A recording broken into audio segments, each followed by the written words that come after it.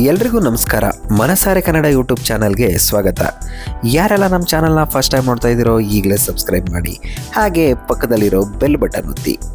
ಇವತ್ತು ನಾನು ಒಂದು ಆಯುರ್ವೇದಿಕ್ ಸಸ್ಯದ ಬಗ್ಗೆ ಒಂದಷ್ಟು ಮಾಹಿತಿಯನ್ನು ಕೊಡ್ತೀನಿ. ಆ ಸಸ್ಯ ಯಾವುದು ಅಂತ ನೋಡೋಣ. ಅತಿಬಲ. ಸಾಮಾನ್ಯವಾಗಿ ಈ ಸಸ್ಯಗಳನ್ನು ನೀವು ನೋಡಿರ್ತೀರ. ಹೊಲ ಗದ್ದೆಗಳಲ್ಲಿ, ಹಳ್ಳಿಗಳಲ್ಲಿ, ಬೇಲಿಗಳಲ್ಲೆಲ್ಲ ಈ ಸಸ್ಯ ಬೆಳೆದಿರುತ್ತೆ. ಈ ಸಸ್ಯದ ಹೆಸರು ಅತಿಬಲ. ಇದೊಂದು ಆಯುರ್ವೇದೀಯ ಗಿಡಮೂಲಿಕೆ. ಸಂಸ್ಕೃತದಲ್ಲಿ ಅತಿಬಲ ಅಂತ ಅಂದರೆ ಅತ್ಯಂತ ಶಕ್ತಿಶಾಲಿ ಎಂಬಂಥ ಅರ್ಥವನ್ನು ಕೊಡುತ್ತೆ.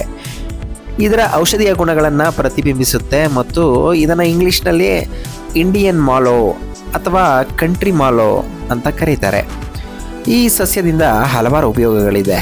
ಇದರಲ್ಲಿರುವಂತಹ ಬೆನಿಫಿಟ್ಸ್ಗಳು ಏನಪ್ಪ ಅನ್ನೋದನ್ನು ನೋಡೋದಾದರೆ, ಶ್ವಾಸಕೋಶದ ಆರೋಗ್ಯಕ್ಕೆ, ಜೀರ್ಣಕ್ರಿಯೆಗೆ, ನರಮಂಡಲದ ಸಮಸ್ಯೆಗೆ ಇದನ್ನು ಉಪಯೋಗಿಸ್ತಾರೆ. ಕೀಲು ನೋವು, ಸ್ನಾಯು ಸೆಳೆತ ಮತ್ತು ಸಂಧಿವಾತ ಸಂಬಂಧಿತ ಅಸ್ವಸ್ಥತೆಗಳನ್ನು ಕಡಿಮೆ ಮಾಡಲು ಇದು ಪರಿಣಾಮಕಾರಿಯಾಗಿದೆ. ಶ್ವಾಸಕೋಶದ ಆರೋಗ್ಯ, ಇದು ಕಫ ನಿವಾರಕವಾಗಿ ಕಾರ್ಯನಿರ್ವಹಿಸುತ್ತೆ. ಕೆಮ್ಮು ಇದ್ದರೆ ಇದರಿಂದ ನಿವಾರಣೆಯಾಗುತ್ತೆ. ಉಸಿರಾಟದ ಸಮಸ್ಯೆಗಳಿಗೆ ಚಿಕಿತ್ಸೆ ನೀಡಲು ಸಹಾಯ ಮಾಡುತ್ತೆ. ಜಠರದಲ್ಲಿನ ಸಮಸ್ಯೆ, ಅಸ್ವಸ್ಥತೆ, ಅತಿಸಾರ, ಹುಣ್ಣು, ಪಾರ್ಶ್ವವಾಯು ಸಂಬಂಧಿತ ಕಾಯಿಲೆಗಳಿಗೆ ಇದನ್ನು ಉಪಯೋಗಿಸ್ತಾರೆ. ಹುಣ್ಣುಗಳು ಮತ್ತು ಗಾಯಗಳನ್ನು ಗುಣಪಡಿಸೋದಕ್ಕೆ ಇದರ ಎಲೆಗಳ ರಸವನ್ನು ಬಳಸಲಾಗುತ್ತೆ. ಮತ್ತು ಕಾಮೋತ್ತೇಜಕ, ರೋಗನಿರೋಧಕ ಶಕ್ತಿಯನ್ನು ಹೆಚ್ಚಿಸುವ ಗುಣವನ್ನು ಹೊಂದಿದೆ ಎಂದು ಆಯುರ್ವೇದದಲ್ಲಿ ಪರಿಗಣಿಸಲಾಗಿದೆ. ಅತಿಬಲ ಒಂದು ಶಕ್ತಿಯುತ ಆಯುರ್ವೇದಿಕ್ ಔಷಧಿ ಸಸ್ಯ. ಇದರ ಬೇರು, ಎಲೆ ಮತ್ತು ಕಾಂಡವನ್ನು ಬಳಸಿ ತಯಾರಿಸಿದ ತೈಲ ಮತ್ತು ಲೇಪನ ಕೀಲು ನೋವು, ಊತ ಮತ್ತು ಗಂಟುಗಳನ್ನು ಶಮನಗೊಳಿಸುವುದಕ್ಕೆ ಉಪಯೋಗಿಸಲಾಗುತ್ತೆ. ನಾನು ಕೂಡ ಈ ಸಸ್ಯವನ್ನು ನೋಡಿದ್ದೆ, ಆದರೆ ಇದರಲ್ಲಿ ಇಷ್ಟೊಂದೆಲ್ಲ ಬೆನಿಫಿಟ್ಸ್ ಇದೆ ಅಂತ ಅನ್ನೋದು ಖಂಡಿತ ನನಗೆ ಗೊತ್ತಿರಲಿಲ್ಲ.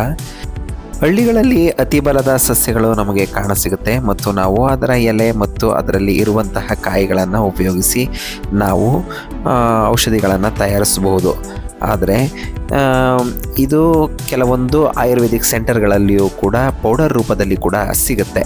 ಹಾಗಾಗಿ ನಾವು ಪೌಡರ್ ರೂಪದಲ್ಲಿ ಕೂಡ ತೆಗೆದುಕೊಂಡು ಅದನ್ನು ಬಳಸಬಹುದು.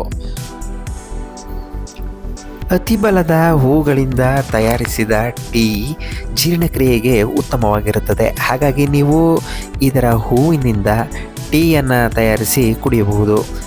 ಇದನ್ನು ಹಲ್ಲು ನೋವು, ಒಸಡುಗಳ ಸಮಸ್ಯೆ, ಗರ್ಭಕೋಶದ ಉರಿಯೂತ ಮತ್ತು ಮುಖದ ಪಾರ್ಶ್ವವಾಯುವಿಗೂ ಚಿಕಿತ್ಸೆಯಾಗಿ ಬಳಸಲಾಗುತ್ತೆ.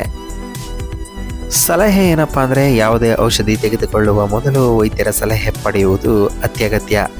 ಈ ಮಾಹಿತಿಯು ಸಾಮಾನ್ಯ ಜ್ಞಾನಕ್ಕಾಗಿ ಮತ್ತು ವೈದ್ಯಕೀಯ ಸಲಹೆಯನ್ನು ಬದಲಿಸಲಾಗುವುದಿಲ್ಲ. ಹಾಗಾಗಿ ವೈದ್ಯರ ಸಲಹೆಯನ್ನು ಪಡೆದು ತೆಗೆದುಕೊಳ್ಳೋದು ಉತ್ತಮ.